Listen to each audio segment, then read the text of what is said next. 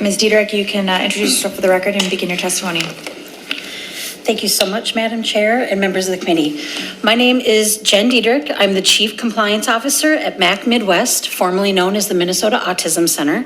We're a nonprofit that's currently celebrating its 30th year of service. I'm also a member of ATAM, the Autism Treatment Association of Minnesota, who represents providers and families who rely on Minnesota's early intensive developmental and behavioral intervention program known as EIDBI.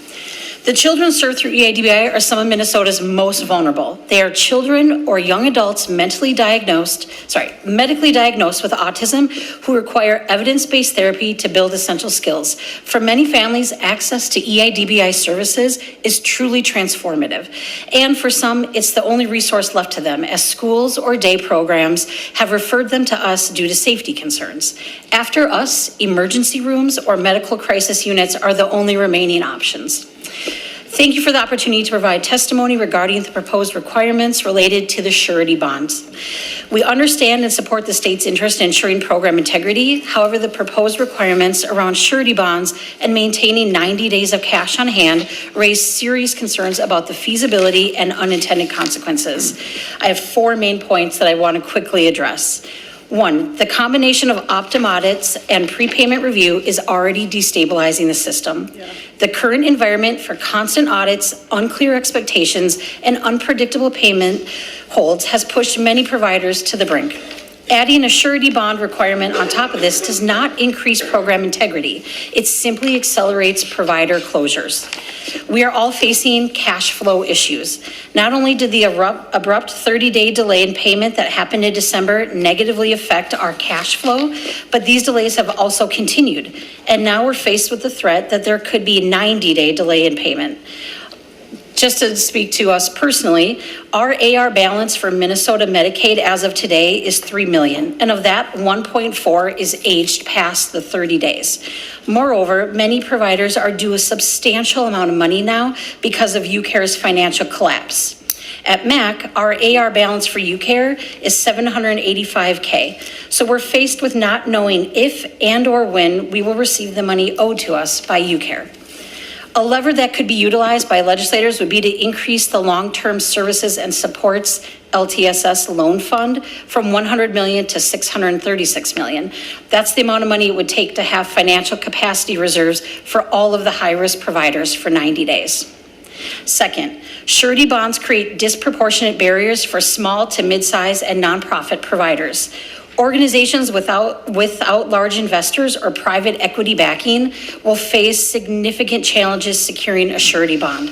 These requirements unintentionally favor large, well-capitalized companies and place smaller, community-based providers at risk, even when they have no history of fraud or compliance issues.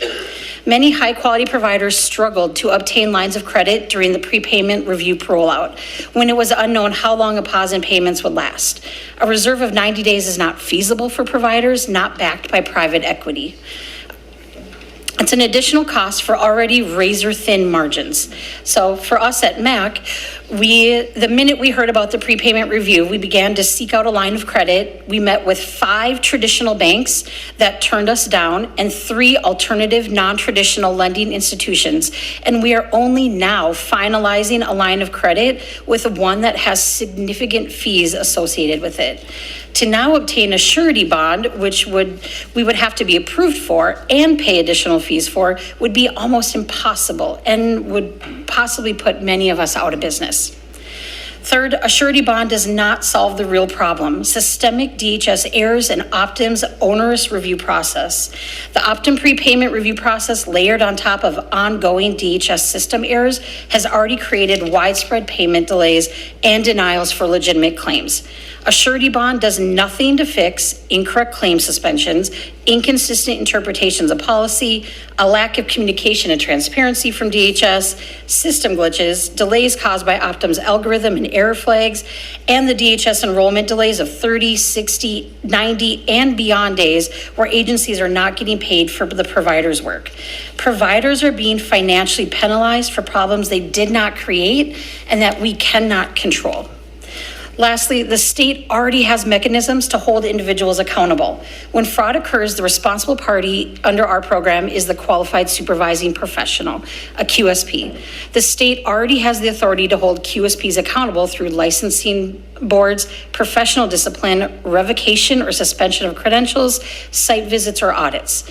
If the goal is to deter fraud, strengthening and enforcing these existing pathways in addition to the revalidating the site visits and the licensing of EIDBI agencies, that's far more targeted and effective than imposing financial barriers on entire organizations. Please take these things into account and help us stay in business, serving these amazing Minnesota children, young adults, and families for another 30 years. Thank you. Thank you. Ms. Skelton.